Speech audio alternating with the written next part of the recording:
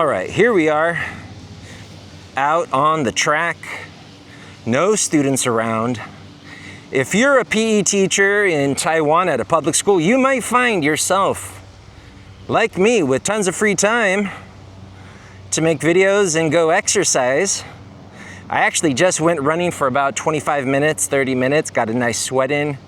You know, you might think I look a little ridiculous with this hat, right? I mean, look at the size of this thing. I look like Raiden from Mortal Kombat, or like I belong in Big Trouble in Little China, but I'm not wearing this to show off or to be appropriating culture. No. I have found this to be an excellent solution to a problem that I have had since moving to Taiwan, which is skin discoloration from sun exposure on my neck and face.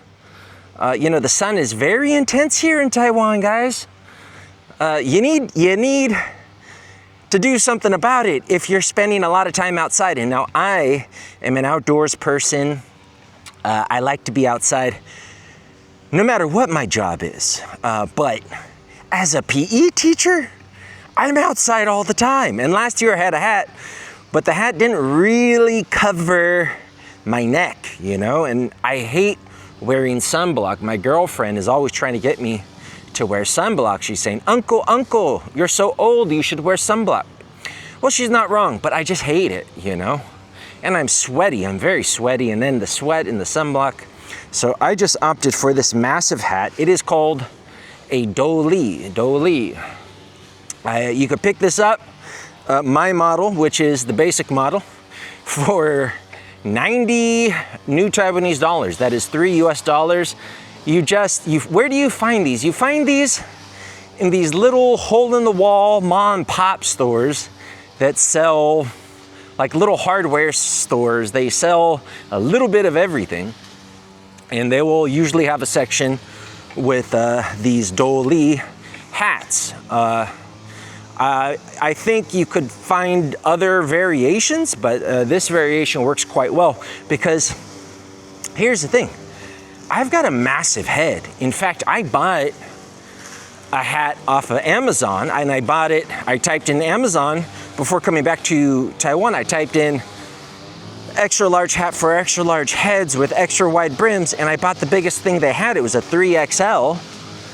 I just bought a helmet here, 2XL, and I still find my helmet and my hat to be a little tight. But this thing, the way that it is shaped inside, I'm not gonna take the whole thing off, there's no pressure on my head. It just rests right on the dome. Now, it's not particularly secure. I have to keep fixing this thing. I just went running for the first time with it, and I had to make a lot of adjustments. So, you know, it's not without its limits. Okay, so yeah, this is what life is like as a PE teacher in Taiwan. You wear the little polo shorts, shoes, and the thing is that I was supposed to have 3 classes today, but this is the second week of school, and usually in the first few weeks of school, it's the PE teacher's job to take the kids to get a health check. Sometimes they'll get vaccinated, stuff like that. So my co-teacher, who is, I guess, their official PE teacher, I'm their foreign English PE teacher. My co-teacher just takes them. Now, one of my co-teachers is considerate and actually sends me a Line message. A Line is the most popular social media instant messaging app here in Taiwan, as well as Japan and probably Korea. But anyways, he sends me a message and lets me know ahead of time so I don't have to walk all the way out to the field to discover that I have no students, which is what happens with the other 2 PE teachers I work with. They're a little more senior. I'm not saying less considerate, but they just, I don't think I guess they don't consider that they might tell me that. So I always have a bit of a surprise. So today I actually only had 1 class. And then I'm working with a boy who a ninth grader who's going to the citywide public speaking competition. And I've been working, I just finished revising his speech. He had written it with his parents. One of his parents is an English teacher. And there were some things I needed to work out for it to be a good speech. So I just finished writing that. And then what I do is I use this microphone to record me pronouncing every word very clearly for him to practice. And we were supposed to practice at lunchtime, but he didn't show up. And my director, bless her heart, was trying to tell me something about it earlier, but it didn't really make sense. So I guess this goes beyond just PE teaching, but life as a foreign English teacher, you will often just meet with unexpected surprises. Like suddenly you should have to do something, and then a lot of times you just find out that suddenly you have nothing to do. And so, but everyone's schedule is different and every school is slightly different, but I think that generality, which I've already done a video, which is like expect surprises in this profession, it is just something you need to do, you know? There's lots of things that shift. Things are never really concrete. For example, in just a little bit, actually, you know what? Here's the crazy thing. In most public school teachers' contracts, it will say you need to be at school from 8 a.m. to 4 p.m. or 8 a.m. to 5 p.m., depending on what city, what school you're at. Some schools will hold you to it.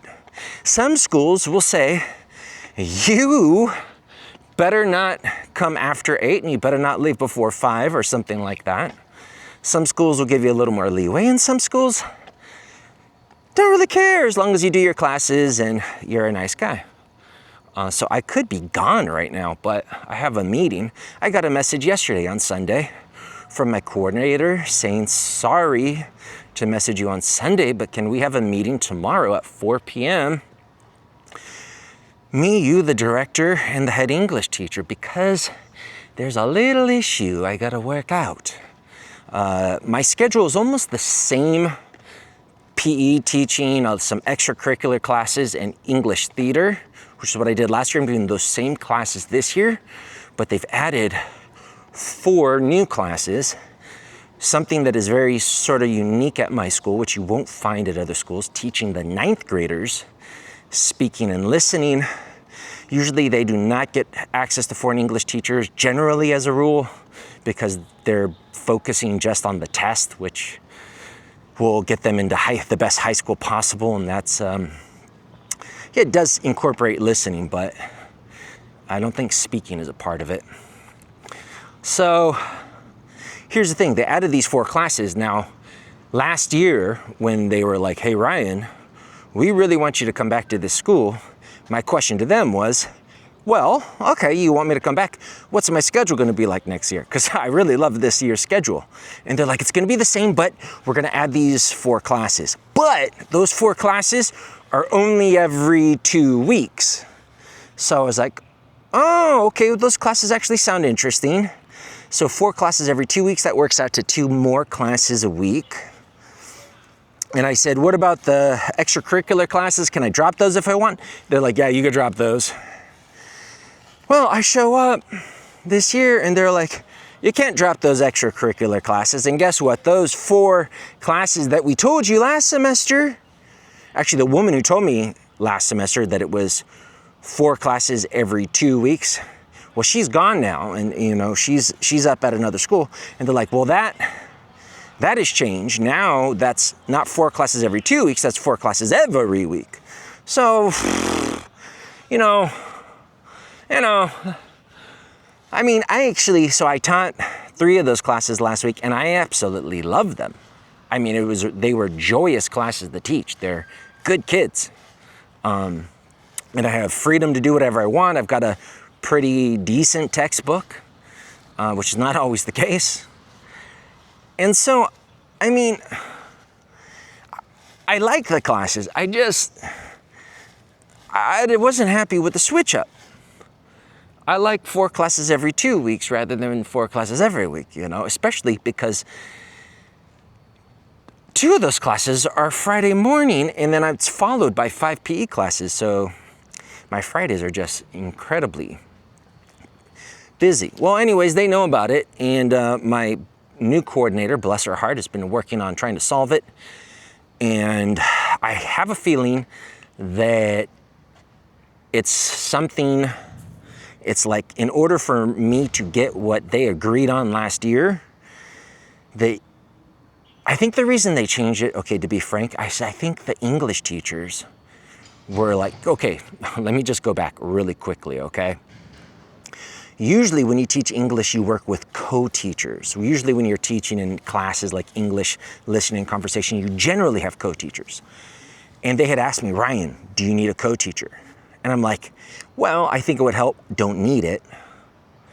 And they decided not to give me a co-teacher. And that makes total sense, because for that, if they have the option, I'm sure the co-teacher would choose not to do it. I mean, other than they just have freedom. They have an office hour.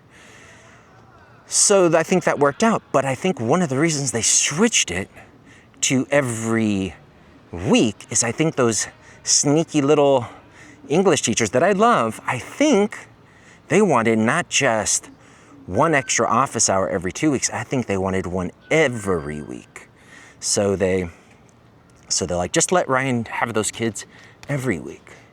So I think in order for me to get the original agreement would mean that those English teachers would need to concede and take the kids the week that I don't have them. I think that's what's going on. I don't always know. In fact, I'm usually off somehow, but that is my sneaking suspicion. All right. Anyways, I'm gonna head back to the office.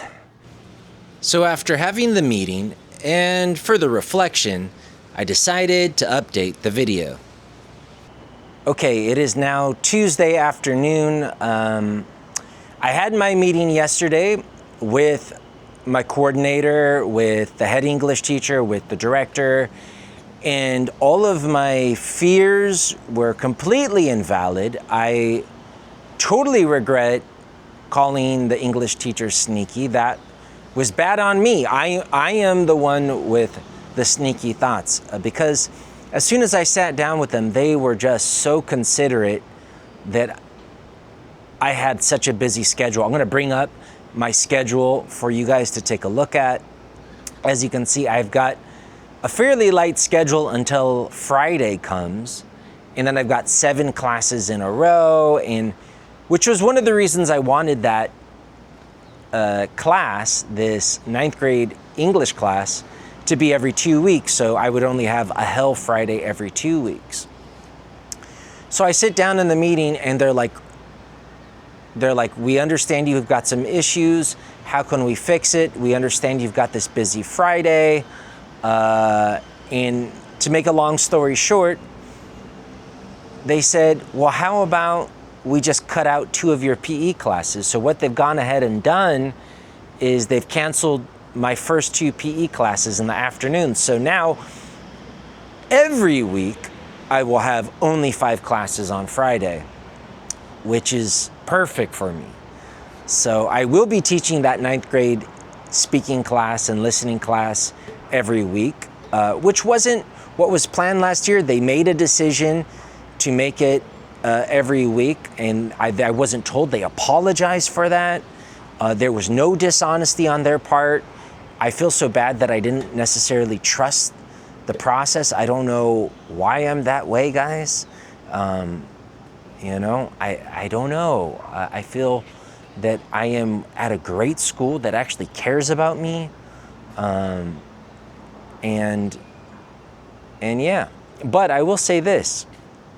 They asked me at the end of the meeting, they said, is there any other problems that you have? And I said, well, you know what? I would like to be able to go swimming anytime I want at our school pool. And they said, we'll bring it up to the principal. And I got the bad news. Sorry, I hit my camera. And I got the bad news today that I can't do that because of legal reasons. But whatever. I'm so glad that they solved this problem.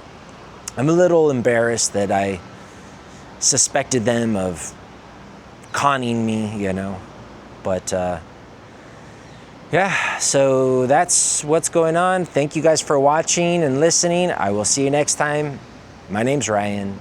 Bye-bye.